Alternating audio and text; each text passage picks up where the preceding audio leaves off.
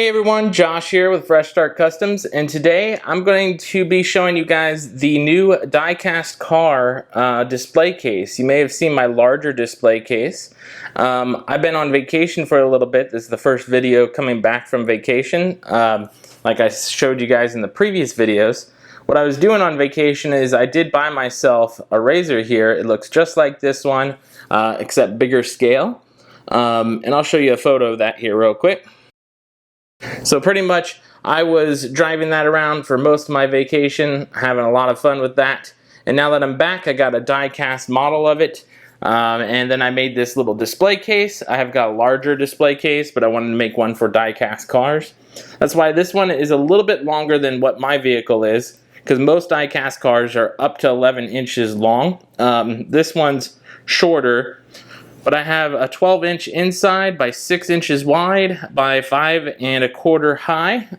So it should be able to fit most die-cast car models in there. So I just wanted to make a real quick video, like an overview on how to build this and some modifications that you might do that I might be doing to mine. But it's totally optional on what you want to do.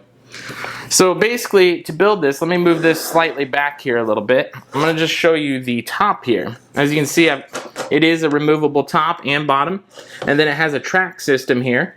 The plexiglass or the acrylic fits right inside this track. So it's going to be nice and snug. You will want to have an acrylic that is 0.227 inches or thinner. You want to be as close to 0.227 as possible for like a 1/4 inch. That way it fits into that track nice and snug. It's going to look like it doesn't fit if you have the right size material, but it's going to fit perfectly. It's going to fit really nice and snug, and that's what we want. So to build this, you're going to do the inside track first. You're going to lay the whole material flat, and then you're going to hammer in the inside track while it's flat on the table. The reason why you do that is you don't want your lips to break off if you put the outside on first. So after you assemble the inside, all you're going to do is snap on the outside tracks all the way around the edges. And once you have that together, that's the entire top and or bottom. You do the bottom the exact same way. And then the acrylic just has two little joints on the top edges that get covered by the tracks, and they just pop together really softly. I have this looser. So these are going to be slightly loose, but they're all going to be held together by the tracks. But those will just slide together loosely with your fingertips. Pop the whole thing into the bottom track, and then you're going to flip the top over, and you're going to pop the top right on top of this here. And like I said, it's going to look like it's not going to fit. You just got to line it up perfectly, and it will fit. It just takes a little bit to get it on there. There you go. So as you can see, I got it on there now. I'm going to get it back recentered for you guys.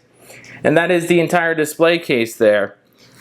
And then some modifications that I was talking about. You see how like I got the light casting down? Usually you won't have that because this will be up on a shelf. It'll light up. It looks great as you've seen the photos on the entrance of this video.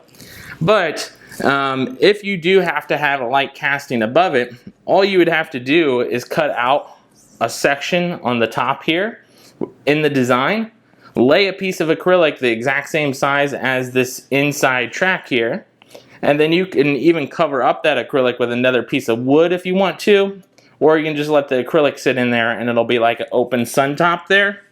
But I didn't do that for one important reason here. Some people are going to want to stack this. I didn't mention this in my larger one just because it holds heavier items, but these are actually a stackable box. So I'm going to just pretend like this top is the top of a separate box here. So let's just pretend that this is assembled. This is the top of the other box. You can actually take the whole second unit and plop it right on top of there like that, and then you'll have two stacked right on top of each other.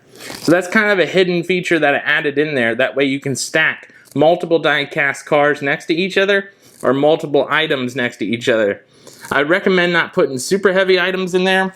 If you do, I definitely recommend gluing all the joints as well as possible, just in case that extra heaviness pushes the material apart. But other than that, this entire unit is not glued. It's all pressure fit together. and it looks like it will hold up to that stackable design as of right now. So that's pretty much it, you guys. I hope you guys enjoyed the video. I hope you guys enjoy the new design, and I hope this helps fill you guys in on what I was doing on vacation. I was just riding this around town all week long, so it's pretty fun. Other than that, I hope to get back to videos here, and we'll catch you guys in the next one.